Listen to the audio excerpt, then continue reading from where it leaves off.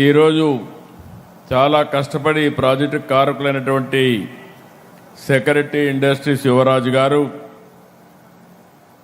అదే మాదిరిగా ఈరోజు నేను పుట్టపర్తికి వస్తే మీ అభిమానం చూస్తున్నా. మీ అందరికీ పేరు పేరున మనస్ఫూర్తిగా నమస్కారాలు, అభినందనలు. పుట్టపర్తి అనంగానే మనకు గుర్తొచ్చేది సత్యసాయిబాబా. ఆయన బోధనలతో విశ్వశాంతికి ఒక సందేశాన్ని అందించిన పవిత్ర పుణ్య భూమి ఈ పుట్టపర్తి అని చెప్పి మీ అందరికీ విజ్ఞప్తి చేస్తున్నా.